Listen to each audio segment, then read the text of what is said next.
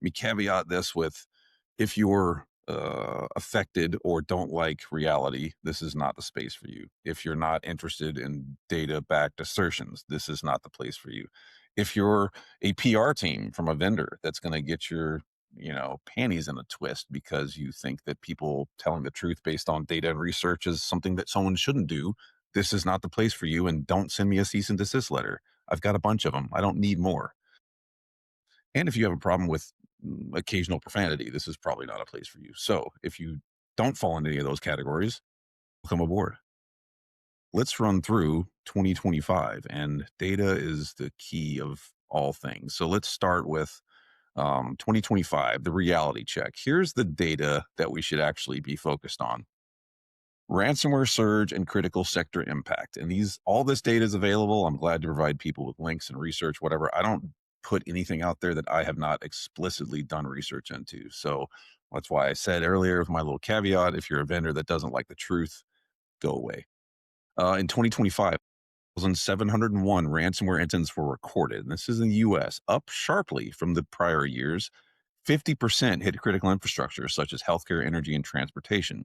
Those attacks are aimed at disrupting essential services and are a risk to public safety. 4,701.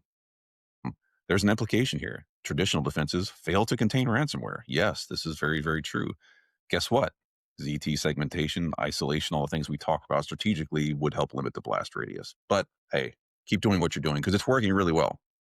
Huge financial impact. Costs are still sky high. The average cost of a breach remained about $5 million globally, with US breaches averaging over 10. So we're doing better than everybody else by 2. Yes, credentials and human element dominate breaches. Well, there's a shocker. That's never happened in the history of everything, even though that's been the same thing for years.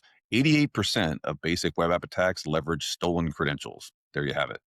Weak and reused passwords were pervasive. Estimates show that 84% of users reuse passwords and 94% of breached passwords were duplicates. Now, I will not be a person that sits in front of anyone and says, I don't reuse passwords. I reuse passwords, but I have a password manager, and the password manager makes sure that the passwords I do reuse are pretty solid. Oh, and by the way, I turn on MFA every chance that I can. And additionally, I don't really worry about the password stuff because it's handled by a piece of software. On my count, I had over 400 accounts. There's no way a human being could possibly keep up with all the passwords for that, especially if they're 12 digits and creds and everything else or longer. Use a password manager. Don't be a moron. Like, it's not that hard. Detection and response lags. Bad actors get months. This might throw you off a little bit here. In 2025, the average breach took over 181 days to identify and 241 days to contain. Yes, that speaks to the value proposition for architecture and detection and engineering and all those things.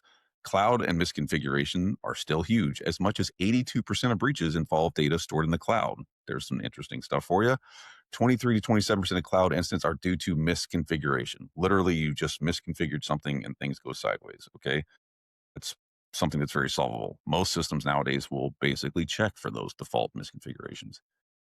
Cybercrime costs continue to grow astronomically. Cybercrime was projected to cost businesses about $10 trillion by 2025. It's actually closer to 11. And that's not billion or million, that's trillion, right? The data and the numbers there are just staggering. Market growth versus the risk gap. Cybersecurity market has been growing rapidly every year.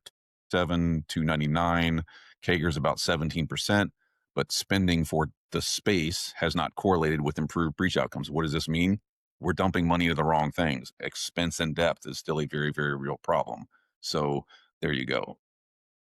AI-driven attacks and governance gaps. A significant portion of breaches involved AI-augmented attack techniques. Well, if you come up with a technology that basically democratizes the ability to know how to do things, people are going to use it for malicious purposes. In the history of humankind, anytime you come up with a piece of tech, someone finds a way to use it for something bad. That is just the nature of how humans function. If you got a shovel, someone will say, well, gosh, I could pound that into a sword. I mean, that just is. AI is only making it quicker, better, faster. Yes.